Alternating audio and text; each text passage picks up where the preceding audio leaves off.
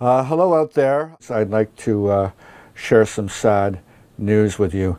On the 3rd of August, we lost our very, very good friend and mentor to our company and to our project, Professor Octavio Latorre Tapia, at the age of 87.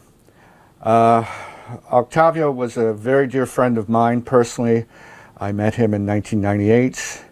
And he was very, very instrumental in establishing our project, giving me the idea to go after the lost cities. He was one of the foremost authorities in the whole world on maps of the Amazon region and the age of the conquistadors. Octavio had a great heart and an infectious enthusiasm for our project. Right up until the very end, he was working in archives and discussing research with me just a couple of weeks before he passed. He's going to be very, very sadly missed by everyone in our office here, in our office down in Quito, and all of the associates we've had over the years. It's very sad, and my condolences go out to his wife and his sons. One of which is carrying on and working in the field for us. And we intend to memorialize him in an appropriate manner. I'd love to name a discovery after him, and it's a real shame that he didn't live to see the rediscovery of Logroño and Sevilla de Oro. Thank you.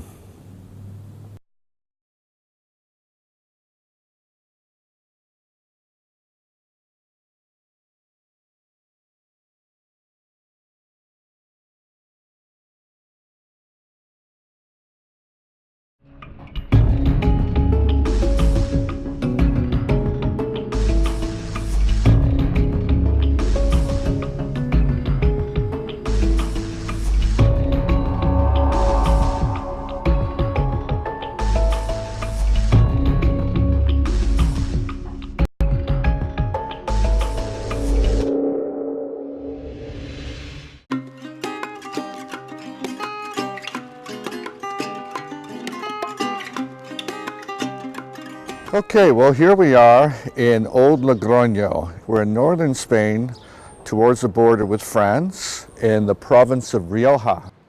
Logroño is the capital of the province, and in fact I'm standing in front of the Parliament of Rioja. So this is the parliamentary seat, and this is a very, very important place for our story. There's a reason we're here. So you've heard me talk before about Juan de Salinas. And Juan de Salinas, just to recap, was a conquistador who was integral in the founding of Logroño de los Caballeros in Ecuador, which is one of the places that we've been searching for. Here in Rioja, the name Caballeros has not been recognized, or isn't recognized anymore. It may just be lost into history, but none of the local people here seem to recognize the significance of that. But you can see it on the wall here. This is originally was the Convento de la Merced. It was a 14th century convent which was rebuilt and refurbished in 1573 by Juan de Salinas. And Juan de Salinas was the first governor of Yaguarzongo and Bracamoros, where Logroño de los Caballeros in Ecuador is.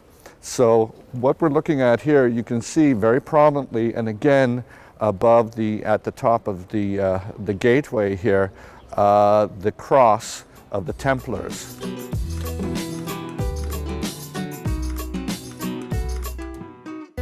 So this is our little bit of Da Vinci Code here, and this is actually all there is to do with the Templars. But the Templars founded Logroño back in the medieval age, really around the time of the Crusades.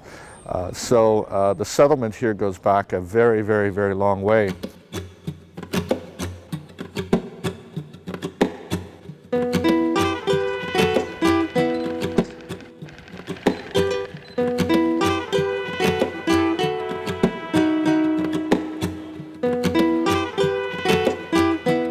Well, we've just been walking around Old Logroño here on the Pilgrim's Way, and we came across this church. This is the Iglesia de Santiago, the Church of St. James.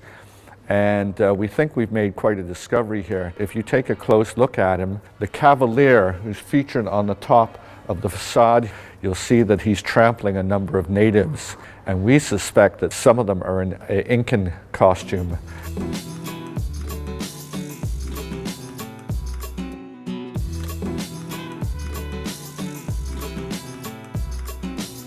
We're going to do a little bit more digging in the archives here, but we really suspect that that's our man, Juan de Salinas.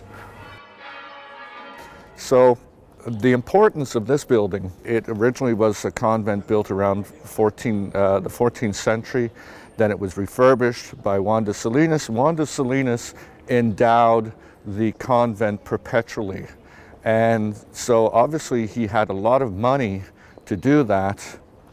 He was kind of like almost the supreme example of a conquistador. He probably wasn't a very nice person to be around. I suspect he was pretty objectionable. He was, I believe, the only conquistador who was present both at the conquest of Mexico with Hernan Cortez and later on the conquest of the Inca Empire in Cusco with Pizarro. And then, of course, he went on to found 7 cities in and around Logroño de los Caballeros. So that's our connection to the story here and connection to Old Logroño here in Spain.